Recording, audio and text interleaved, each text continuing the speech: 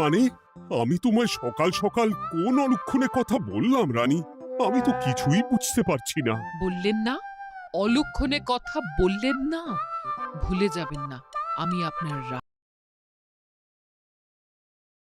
এই কৃষ্ণনগরের রানী। আমি তো তোমায় একটু কোনো কথা নয়, নিজের কাজ নিজে করুন, বুঝলেন? অন্দরমহলে আমার অনেক কাজ আছে। নিজের কাজ নিজে করব? আমি তোমার স্বামী, আমি তোমার কাছে এইটুকু আবদার করতে পারি না? হ্যাঁ,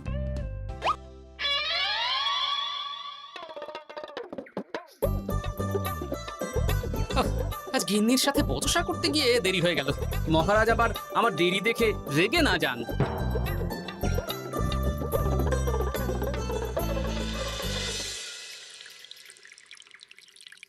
হ্যাঁ, তুমি কথাটা খুব একটা মন্দ বলনি মন্ত্রী। এতে রাজ্যবাসীরও উপকার হবে, আর রাজকোষেরও খুব একটা চাপ পড়বে না। তাহলে মহারাজ সব ঘরে ঘরে এই বার্তা পৌঁছে দিই। কি এত বড় সাহস তোমার? আমার মুখে মুখে কথা বলছো? যাও, বেরিয়ে যাও বলছি আমার চোখের সামনে থেকে। তোমায় আর দেখতে চাই না। আমি আবার কি বললাম মহারাজ? কি বললে মানে? কি বলতে বাকি রাখলে শুনি? বলছিলাম কি, অপরাধ নেবেন না মহারাজ, সেনাপতি তো। চুপ, একদম চুপ। আমি মরছি নিজের জ্বালায়, আর তুমি ওই ভুল ভাল বলে আমার মাথা বিগড়ে দিতে চাইছো? মহারাজ রেগে আগুন, এই ছিলেন ঠান্ডা। এই তো মুখে হাসি ছিল, এখন হাতে ডান্ডা। কি বললে কবি? তুমি আমায় অপমান করলে? যাও, এক্ষুনি তোমরা সবাই দূর হয়ে যাও আমার সামনে থেকে। কাউকে চাই না আমি। এই মুহূর্তে রাজসভা আমি শূন্য দেখতে চাই, না হলে আজ সব কটার গর্দান নেব আমি। যাও বলছি।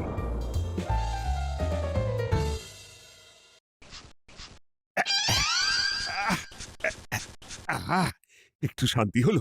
ভেবেছিলাম রাজসভায় করব তাই রে নাই রে, রাজা দিলেন ঘাড় ধাক্কা, এখন সবাই বাইরে। এ তো তোমার জন্য। তুমিই তো বেমক্কা একটা এমন কবিতা বললে। কেন এইভাবে চড়ছেন মন্ত্রী মশাই? দোষ তো আপনারও। আপনি তো কি একটা বলে রাজা মশাইয়ের মাথা গরম করে দিলেন। আমি আবার কি বলেছি? আরে মহারাজ তো সেনাপতির ওপর রেগে গেলেন। আরে বাবা, আমি আবার কি করলাম? পণ্ডিত মশাই কি সব বলে দিলেন, তখনই তো মহারাজ। এই আমার নামে একটা অসাধু বাক্য বললেই আমি কিন্তু। একই কাণ্ড!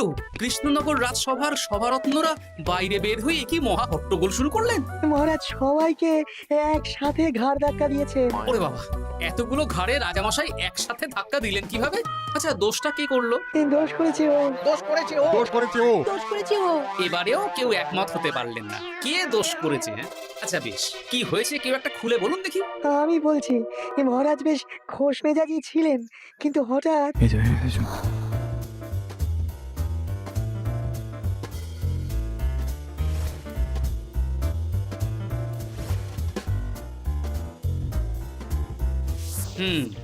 এই কাণ্ড! এ তো ভারী অদ্ভুত রোগ মনে হচ্ছে। মহারাজের আচমকা মাথায় রক্ত চড়ে গেল নাকি? হ্যাঁ, মহারাজ আপনাদের রাজসভায় ডেকেছেন। ওরে বাবা না, যাবো না গো আমি। আমার কাছে আমার প্রাণ সবচেয়ে দামি। আমিও যাব না। নির্ঘাত মহারাজ গর্দান নিতেই ডাকছেন।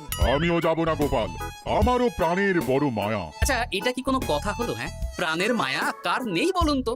আর মহারাজ যে গর্দান নিতেই ডাকছেন তার কি কোনো মানে আছে? অন্য কারণও তো হতে পারে। তুমি কি করে বুঝলে? হ্যাঁ, বুঝতে পারিনি, তবে আন্দাজ করেছি। তোমাদের কথাতেই শুনলাম মহারাজ খোশ মেজাজেই ছিলেন, সহসা রেগে গেছেন। আবার যে সহসা খোশ মেজাজেই ফেরেননি, তাই কি বলা যায়? এটা তুমি বলনি তো মন্দ। চলো সবে ফিরিয়ে আনি রাজসভার ছন্দ। আরে গোপাল, এসো এসো এসো। তা এত দেরি করলে কেন? বাকিরা কোথায়? তারা আসছেন মহারাজ। আপনি তাদের ডেকেছেন, তাদের ঘাড়ে কটা মাথা যে তারা আসবেন না। কিন্তু মহারাজ, আমি অন্য কথা ভাবছি। কি কথা গোপাল? আপনি নাকি সভায় আজ হঠাৎ সবার উপরে রেগে গিয়ে তাদের সভা থেকে বের করে দিয়েছেন মহারাজ। এ কি সত্যি মহারাজ? আরে না না গোপাল, মোটেও না। বলতে পারো আমি সবার সাথে একযোগে একটা রসিকতা করছিলাম। আমি দেখছিলাম সবাই আমার রসিকতা কেমন বুঝতে পারে। তাই নাকি? আসলে তুমি ছিলে না বলেই এরা কেউ আমার রসিকতা ধরতে পারেনি। এ কি সত্যি মহারাজ? আপনি সত্যি আমাদের উপর কোনো রাগ করেননি? হুম, কি এই সব কিছুই আপনার রসিকতা ছিল? মা, তাই নাকি মহারাজ? এই যে আপনি শুনিয়ে দিলেন কথা কড়া কড়া, সবকিছুই ছিল আসলে নিছক মজা করা। আবার যত সব বাজে বকছো তোমরা।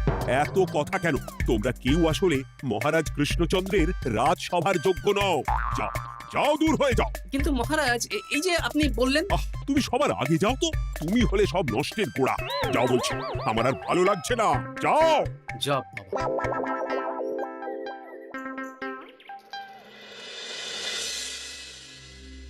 কি বুঝছেন?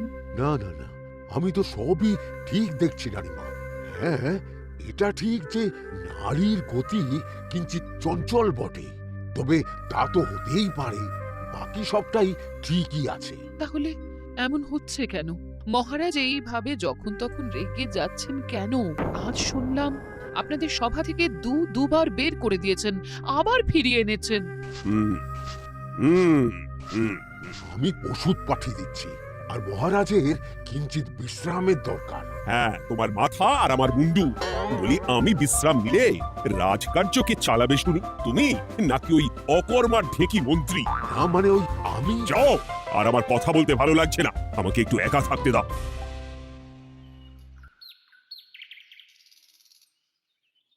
ব্যাপারটা কি বুঝলে গোপাল? রাজবৈদ্য তো মহারাজকে দেখতে রাজবাড়িতে গেছেন। কি মনে হয়? গতকালও আমি যখন বাগানে গেলাম,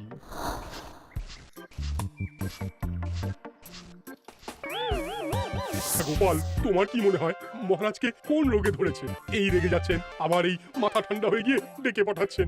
আমি বলি কি গোপাল, তখন সবার সামনে বলিনি বটে, তবে এখন তোমার সামনে স্বীকার করতে বাধা নেই। কি কথা বিজ্ঞানী? মহারাজের এই রাগের কারণ হয়তো আমি। আমার মনে হয় আমার দোষেই উনি এরকম বারবার রেগে যাচ্ছেন। কেন?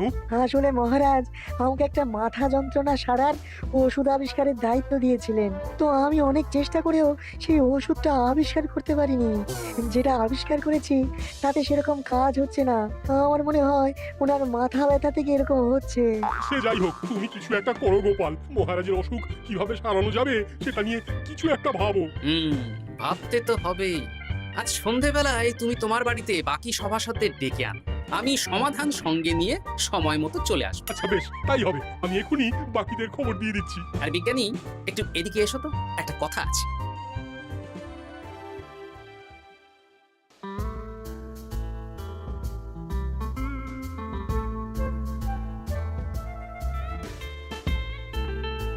গো, বলি এইভাবে ঘুরলে কি মহারাজের ব্যামো সেরে যাবে? তা সারবে না।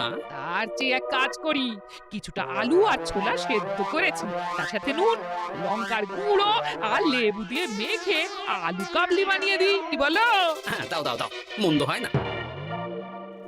মহারাজের মন উচ্চাটন, তার কি কারণ?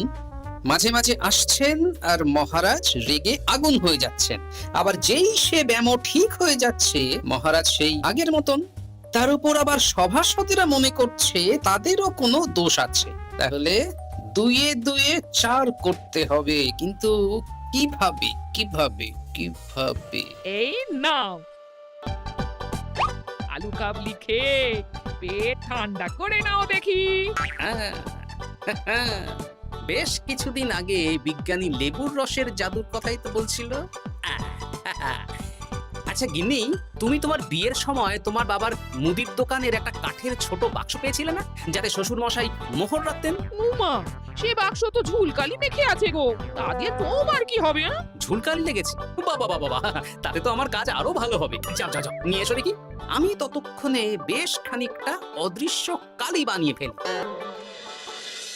না না, আমি তো বলছি মহারাজের কোনো রোগ নেই, সামান্য উদ্বেগ ছাড়া আর কোনো সমস্যাই নেই মহারাজের। তাহলে মহারাজ আমাদের এই তুর্কি নাচন কেন নাচাচ্ছেন শুনি, মস্করা করে? তাই তো উত্তর জানা চাই তো। আর এই যে এত জরুরি তলব পাঠিয়ে গোপাল আমাদের ডেকে পাঠালো, তার তো টিকিরও দেখা নেই। গোপাল কি করবে শুনি? যে রোগ আদপেই নেই সেই রোগ কিনা ওই গোপাল ছাড়াবে? আমার তো বিশ্বাসই হয় না। বিশ্বাসে মিলায় বস্তু, তর্কে বহু দূর, তাই না মন্ত্রী মশাই? পেলে গোপাল, মহারাজের রোগ সারাবার কোনো উপায় পেলে? আচ্ছা গোপাল, রাজবৈদ্য বলেছেন মহারাজের কোনোই অসুখ নেই, তা তুমি কি সারাবে শুনি? হ্যাঁ, রোগ হয়তো রাজবৈদ্য মশাই ধরতে পারেননি, কিন্তু কিছু তো আছেই যার জন্য মহারাজ এমন আচরণ করছেন, তাই না? তা তুমি বলো না মহারাজ এমন কেন করছেন, আর কি তার সমাধান? এক এক করে বলি। আমি ভেবে দেখলাম এর জন্য আমরাই দায়ী। বলো কি? আমরা সবাই কোনো না কোনো সময়ই মহারাজের রাগের কারণ হয়েছি, তাকে আঘাত দিয়েছি, বিষণ্ণ করেছি। ইচ্ছে করে করিনি হয়তো, কিন্তু করেছি। আর মহারাজ সেই সব কথা বুকে চাপা দিয়ে রেখেছে। তুমি বলতে চাইছো অতীতে সেই সব ভুলের কারণেই মহারাজ এমন করছেন? আমার তো তাই মনে হয় সেনাপতি। আচ্ছা আচ্ছা, তর্কের খাতিরে যদি তাই ধরে নি, তাহলে এখন আমাদের কি করণীয়? আমরা তো কালযন্ত্রে চেপে অতীতে ফিরে যেতে পারবো না যে সেই সব ভুলগুলো শুধরে দেব। তা হয়তো হবে না, কিন্তু কিংকর্তব্য বিমূঢ় বাবার আদেশ যদি মানি, তাহলে এই সমস্যার সমাধান সম্ভব মন্ত্রী মশাই। কি বললে? ত্রিকালজ্ঞ বাবা কিংকর্তব্য বিমূঢ়, সে আবার কি গোপাল? আছেন একজন জ্ঞানী ব্যক্তি, আমার খুব পরিচিত। তার দেওয়া একটা উপদেশ আমার জানা আছে। আমার বিশ্বাস তাতে মহারাজের এই সমস্যার সমাধান হয়ে যাবে। কি করে শুনি? এই কালি হলো অদৃশ্য কালি। কলম দিয়ে অদৃশ্য কালিতে কাগজের উপর লিখতে হবে। কি লিখতে হবে? লিখতে হবে যে মহারাজের সাথে অতি সাম্প্রতিক কালে আমরা যা যা অন্যায় করেছি তাই লিখতে হবে। কোনো মিথ্যে কথা লেখা যাবে না। তবে চিন্তা নেই, অদৃশ্য কালি, ফলে কেউ কারো লেখা পড়তে পারবে না। এইবার এই কাগজ ভাঁজ করে ফেলে দিতে হবে এই বাক্সে। বাক্সে তালা, তার চাবি থাকবে মন্ত্রী মশাইয়ের কাছে। আবার আমার কাছে কেন? পরে যাতে কোনো সন্দেহ না করেন, যা সন্দেহবাতিক মন আপনার। কি বললে? এইবার এই বাক্স সারা রাত নদীর ধারে বটতলায় পড়ে থাকে, চাঁদের আলো পান করবে। তারপর সকালে আমরা সবার সামনে এই বাক্স ফেলে দেব নদীর জলে। সবার অন্যায় সারা রাত চাঁদের আলো পান করে শুদ্ধ হয়ে ভেসে যাবে নদীর জলে। ব্যাস, ব্যাস, আমরা সবাই পাপ মুক্ত হয়ে যাব। একদম সবাই শুদ্ধ হয়ে যাব, আর মহারাজের ব্যামো সেরে যাবে। কিন্তু তুমি কোনো চালাকি করছো না তো গোপাল? অদৃশ্য কালিতে লেখার সাথে আমি আর কোন চালাকি করব মন্ত্রী মশাই? দেখুন, আমি একটা কাগজে লিখছি। কি কিছু বোঝা যাচ্ছে? সত্যি তো কিছু বোঝা যাচ্ছে না যে আদৌ কিছু লেখা হয়েছে কি হয়নি। তাহলে লেখা শুরু করা যাক। এক এক করে লিখুন আর কাগজ ভাঁজ করে বাক্সে ভরে দিন। আর হ্যাঁ, একদম মিথ্যে কথা লিখবেন না, তাহলে কিন্তু লেখাগুলো অদৃশ্য থাকবে না, ফুটে উঠবে। আচ্ছা গোপাল, বুঝেছি। কলম কালি মন, লেখে 3 জন। মিথ্যে কথা লিখে দিলেই ঘটবে অঘটন।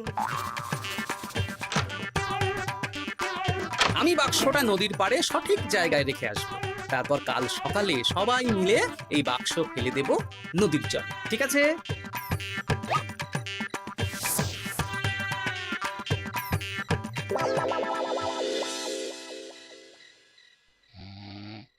কথায় আছে, মনে যা আসে বলে যাও, ভুলেও লিখো না, তাহলেই বিপদে পড়বে।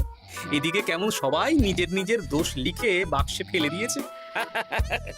ভাগ্যিস আমি সবার লেখা কাগজগুলো রাতের অন্ধকারে বের করে আনলাম।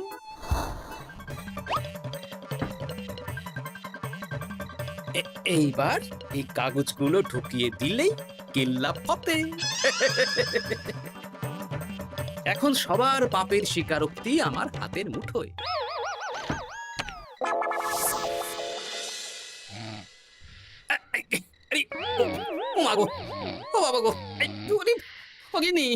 বলি নাক ডেকে তো ঘুমোচ্ছ, আমার পিঠটা একটু চুলকিয়ে দাও দেখি। এই জন্যই তো মাথাটা যায় গরম হয়ে। আরে এই সহজ ব্যাপারটাই তো আমি বুঝতে পারিনি। মহারাজের অসুখ তাহলে এই। যাক, এই রাতের বেলাতেই একসাথে একটা ঢিল পেয়ে গেছি। এক ঢিলে মারবো 2 পাখি। রাজার অসুখও সারবে, আবার সব কটা পাজি শায়েস্তাও হবে।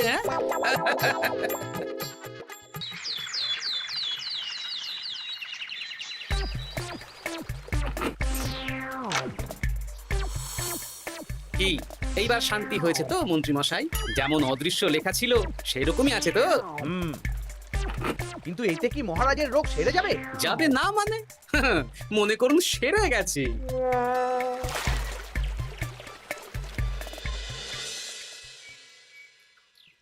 তাহলে আজকে সভার কাজ শুরু করা যাক। ক্ষমা করবেন মহারাজ, সবার কাজ শুরু করার আগে একটা দরকারি কাজ আগে করা দরকার। না হলে আবার কখন আপনি আমাদের কারো উপর রেগে যাবেন আর আমাদের সভা থেকে তাড়িয়ে দেবেন, তার তো ঠিক নেই, তাই না? গোপাল, আর বিরক্ত করো না। আমার এত সাহস নেই মহারাজ যে আমি আপনাকে বিরক্ত করব। আমি তো জানি নিজের পিঠ যখন নিজে চুলকোনো যায় না, আর কেউ থাকে না সেই পিঠ চুলকিয়ে দেবার মতো, তখন কিরকম বিরক্তি জেগে ওঠে, তাই না মহারাজ? এ কি গোপাল, তুমি এত কিছু কি করে জানো? জানাই তো আমার কাজ মহারাজ। আর এও জানি যে আপনার এই বিরক্তির পেছনে সভাসদগণের ভূমিকা ঠিক কি। তার মধ্যে তুমিও